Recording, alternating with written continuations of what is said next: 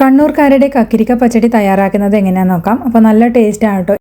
സദ്യ സ്റ്റൈലിലാണ് നമ്മളിത് തയ്യാറാക്കിയെടുക്കുന്നത്. അതിനുവേണ്ടി ഇതാ 2 കക്കിരിക്ക തൊലിയൊക്കെ കളഞ്ഞു വെച്ചിട്ടുണ്ട്.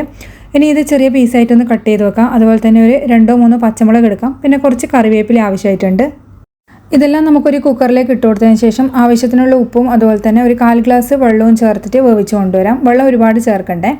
അതുപോലെ തന്നെ ആ ഒരു സമയത്ത് നമുക്കിതിലേക്കുള്ള തേങ്ങ അരച്ചെടുക്കാം. അരക്കപ്പ് തേങ്ങയിലേക്ക് ഒരു 2 ടേബിൾ സ്പൂൺ തൈരും ഒരു പച്ചമുളകും ചേർത്ത് അരച്ചെടുക്കുന്നുണ്ട്.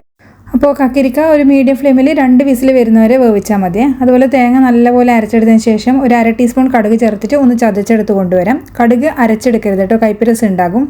നമ്മൾ കക്കിരിക്ക ഇതാ നല്ലപോലെ വെന്ത് കിട്ടിയിട്ടുണ്ട്. അതിന് ചൂടാറിയതിന് ശേഷം വേറൊരു ബൗളിലേക്ക് അങ്ങ് മാറ്റി കൊടുക്കാം. ചൂടാറിയതിന് ശേഷം മാത്രമേ ഈ ഒരു തേങ്ങ അരവ് ചേർക്കാതെ കേട്ടോ. ഇനി കുറച്ച് വെള്ളം കൂടിയും ചേർത്തിട്ട് ഒന്ന് ലൂസാക്കി എടുക്കാം.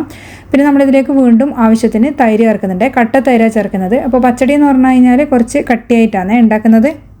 ആവശ്യത്തിന് പുളിക്കുള്ള തൈര് നിങ്ങൾക്ക് ചേർത്ത് കൊടുക്കാം. അപ്പോൾ ഇനി നല്ലപോലെ ഒന്ന് യോജിപ്പിച്ചെടുക്കുന്നുണ്ട്. അതുപോലെ നല്ല പുളിയുള്ള ഒരു ഇത്തിരി മോരും കൂടിയും ചേർക്കുന്നുണ്ട്. അങ്ങനെയാകുമ്പോൾ ഒരു 2 ദിവസം കഴിയുമ്പോൾ നല്ലോണം പുളിച്ചിട്ട് നല്ല ടേസ്റ്റ് ആയിരിക്കും. ആവശ്യത്തിനുള്ള ഉപ്പും ചേർക്കാം.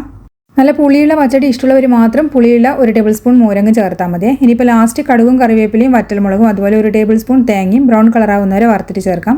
തേങ്ങ ഇങ്ങനെ വറുത്ത് ചേർത്താൽ പ്രത്യേക ഒരു ടേസ്റ്റ് തന്നെയാണ് കേട്ടോ. അപ്പോൾ ഇതാണ് നമ്മളെ കണ്ണൂർക്കാരുടെ പച്ചടി. ട്രൈ ചെയ്ത് നോക്കണേ.